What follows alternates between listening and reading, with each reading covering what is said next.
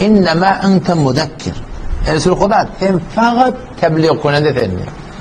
Kur'an her de inneme gelse yani fakat diye baytlar. Şundan başka hiç satte. Sen fakat ente mudekkir. Sen fakat netikat veriyorsun. Leyse leke minel emri şey. Hidayetten en küçüklerde sen gönderdik. Hidayet sen göndere. İnneme ente mudekkir. Sen fakat aydıp diyen. Sen şundan başka işin yok. Leste aleyhim bi musaytir. Sen onları ezbar bilen, ikrah bilen, gücünü alıp, ağram alıp, iman getirip başarmarsın. Peygamberin işi ne mi? Fakat tebliğ etmek. Bir de şu var söyle. Sen dosta yarada da aytmaklık bunun vazifemiz.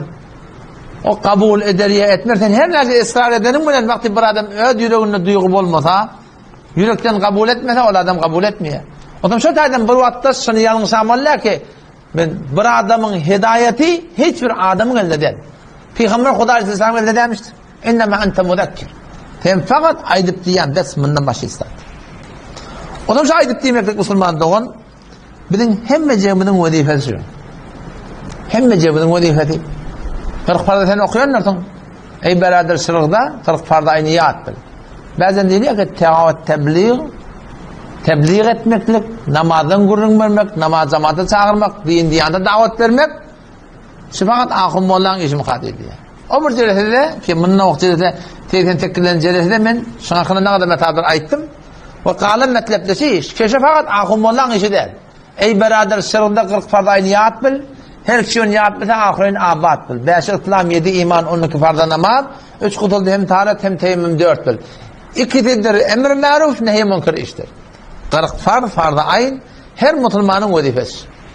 Şol aydıp demeklik birinin hemmecinin vazifesi. Bir vakitte birden sorulsa davet tebliğ etmeklik.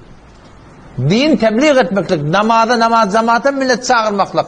Haydi bir yerde çem olsa gurrun vermeklik. Hokmu ne mi? Hokmu şu gerekli vazife dediğimiz. Farz mı? Farz terk ettirmede farz. Haçan vacip var ya? Vacip terk ettirmede vacip.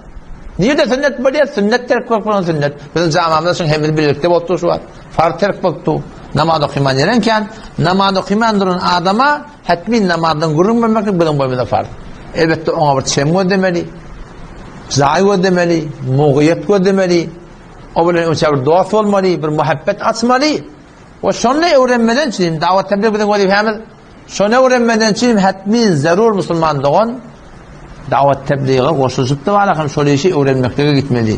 Tabi nehbe esen bir son hüddiyetinden gelir ya. O zaman şu davet tebliği etmeklik her bir Müslümanın vazifesi.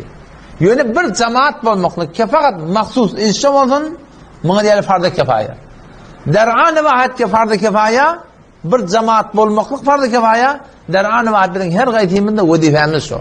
O şu daydan daş çevrende hem tayan denan oğlan uşak ödü oğlan uşağı binimar getirilmese biz şu hakkında hiçbir esas meselede etmeyeni zayi ödüne okuyan o bilen hiç sat yok yazık olup gelmektik bir ulakam bir günah kasır.